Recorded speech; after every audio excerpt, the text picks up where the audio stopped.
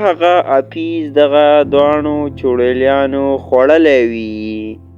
نو एकदम هغه بوډۍ ښځه د ځان نه په جادو خطرناکه چوړیل سازه کی. د ویډیو شروع کېدو نه مخکې اوس زموږ چینل سبسکرایب کړئ. دا یو وخت خبره ده چې په یو کلي کې به یوه چوړیل او هغه سره به یو لور اوسېده. نو هغه لور یې ډېره وږې شوې وه یو ورځ، ځکه چې د ډېر وخت نه هغې ته څه د خوراک نه میلاوېده نو ډېره وږې شوې وه.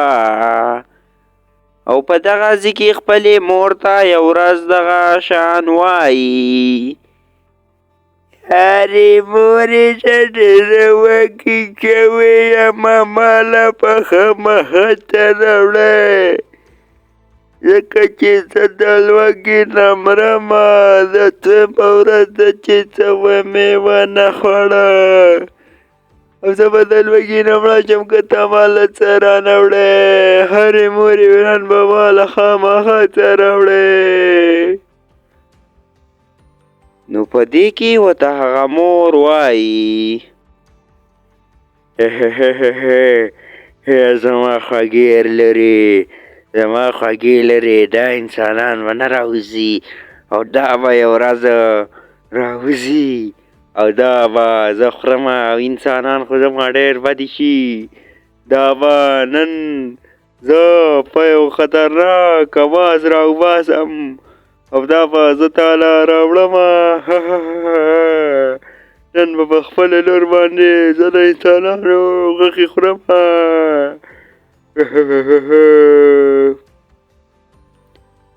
نو په دې کې دغه دواړه خبرې کوي. د شپې یو کلي ته تللی وي او د ځان نه بوډۍ ښځه سازه کړې وي او په دغه اوازونو سره انسانان راوباسي د ځان د خوراک دپاره. د کلي خلکو زما زامنو راوځئ او ما بچ کړئ، ما بچ کړئ، ما ته ستاسو د سپورټ ډېر ضرورت دی، ما بچ کړئ. او که زه تاسو بچ نه کړم نو ما به ستاسو نه ځناور وخوري، ځناوره، او زه ډېره عاجزه یم، ما بچ کړئ ای خلکه. نو په دې کې خو تکه توره شپه وي،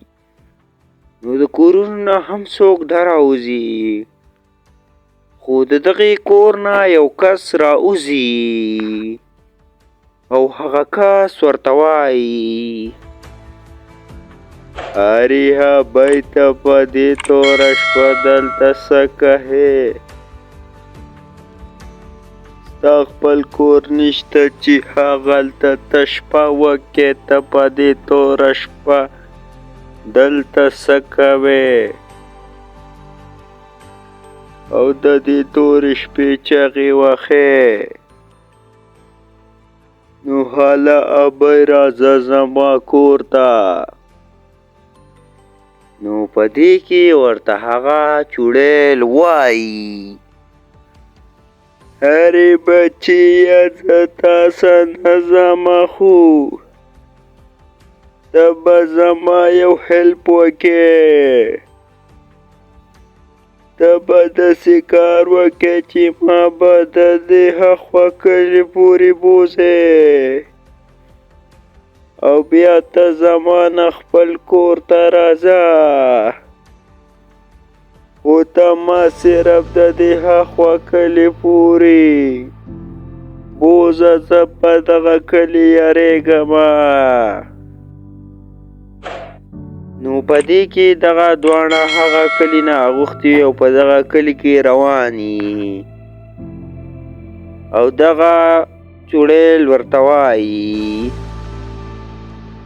ارې بچیه لږه دمه کوو، نو بیا به د خپل کور ته لاړ شې او زه به بیا داسې خپل کور ته ځمه. نو په دې کې ورته هغه اپیز وایي: ارې ابۍ، زما خیال ستا دماغ خراب دی او ته لیونی شوې، ځکه چې په دې توره شپه کې څوک دمې نه کوي او په دې خوشي ځنګل کې نو زه د څه د دې ځای پورې راتلم او اخوا د څه زم نشم تلی زه بیا بیرته خپل کور ته نشم تلی او که د دې نه اخوا یوازې تلی شې نو لاړه شه او که نشې تلی نو زه الله دې مل شه نو एकदम هغه بوډۍ ښځه د ځان نه په جادو خطرناکه چوړیل سازه کی او هغه اپیز ډیر غبراو شي او اپیز ځان سره وایي هلې راځه صحیح نما هغه متل دی وایي ښه مه کوه بد نشته زه د دې توره شپې راووتمه او ما دا بچ کړم دا خو یو خطرناکه چوړیل وم دا به اوس ما خوري نو په دې کې اپیز ډېرې چغې ووهي او هغه چوړیل ځان سره والي او روانې کی نو ډېر ساعت بعد هغې چوړیل خپل کور ته حفیظ وړی وي او هغلته هغه لورم وي نو حفیظ ورته ډېر سوال منت وکي چې ما پرېږده خو هغه